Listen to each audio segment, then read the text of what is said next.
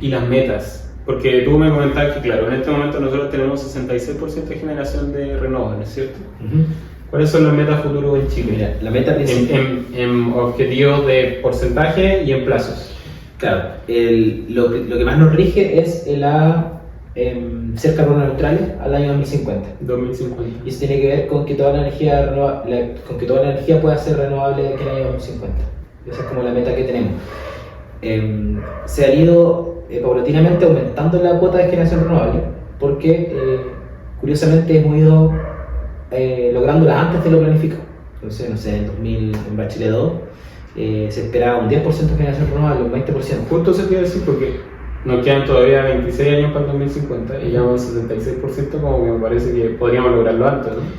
Es una buena pregunta, yo creo que se puede lograr antes, sí o sí. De hecho, hay, creo que 2035, 2040 es lograr el 70%, que ya estamos casi lográndolo. Claro.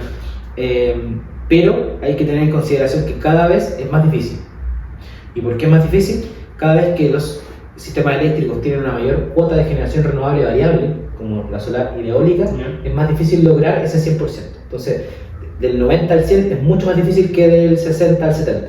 Okay. ¿Por qué? Porque los sistemas eléctricos requieren cierta estabilidad y requieren que sean sistemas flexibles. Y ahí viene otro concepto que es la flexibilidad de los sistemas eléctricos.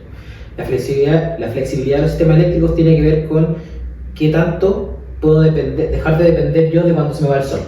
Porque cuando se me va el sol, tengo que arreglar todo para que seguir. Claro. Porque nadie está en su casa y dice, oye, está fuera el sol, así que voy a tener que bajar el consumo.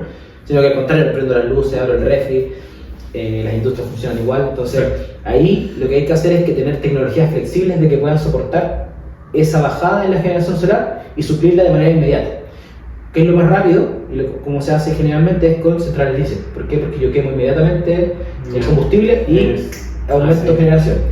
Pero sabemos que para poder cumplir esa meta no tenemos que tener diésel. Claro. Entonces ahí aparece el almacenamiento y tecnologías flexibles como por ejemplo la geotermia o tecnologías que tengan un poco de almacenamiento como la concentración solar de potencia, que son estos espejos que calientan sales y que generan electricidad aun cuando no haya sol, para poder tener sistemas flexibles. También la energía hidráulica tiene harta flexibilidad, pero cada vez que tengamos más sol y más viento va a ser más difícil o el sistema va a requerir más flexibilidad, porque vamos a tener que estar atentos a fluctuaciones muy grandes. Por ejemplo, si deja de soplar el sol y llega la noche, al final este operador, claro, si tenemos más sol y viento, va a tener que tener otras cosas para, al final un poco lo que te preguntaba al principio, ¿es realmente posible llegar a ese 100%?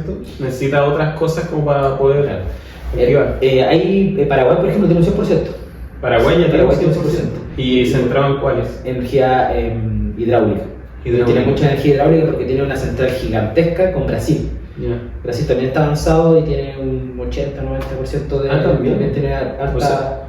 porque depende mucho del agua. Entonces ahí viene el otro tema, que es como... Claro, tienen harto, pero porque dependen del agua. Claro. Entonces cuando no hay agua, probablemente eso baje. Entonces, tener grandes... Y en Chile pasó también. Chile tenemos aún una alta componente de energía hidráulica, pero veo que construir centrales hidráulicas es poco probable o no es tan correcto hacerlo en el largo plazo porque sabemos que hay muchos conflictos sociales que aparecen con la creación de embalses grandes. También, entonces es poco realista decir que vamos a tener agua y que vamos a tener centrales hidráulicas de aquí en adelante, como que ya se está diciendo que después de Hidroaicén probablemente cueste mucho generar este tipo de proyectos. Oye, y a nivel mundial, ¿cómo estamos como en generación de energía renovable? Pensando quizá más en el primer mundo y China. Sí, bueno, China no tiene tanta generación renovable, pero sí los países nórdicos suelen tener más. ¿Y China qué está usando mucho? Bueno, ellos son bien térmicos, generalmente ocupan harta energía térmica. Así que, pero Noruega está cerca del 100 también, por ejemplo. Entonces ahí también hay avances. Ahí hay que entender también de que esto viene también con la forma de los países. Chile es especialmente complejo porque es muy largo. Claro. Entonces pasa esto, porque no puedo entregarle toda la energía solar al centro de consumo, como si lo hacen los otros países más chicos, que son más chicos, entonces no tienen estos problemas, pero también porque Y en Europa se da mucho lo del intercambio de energía. Entonces, no sé, Francia le da energía a este, se la vende, mejor dicho, se la vende a este, el otro cuando tiene energía se la vende al otro. Entonces, no dependo solamente de mis recursos, sino que también voy complementándome con mis vecinos. Claro.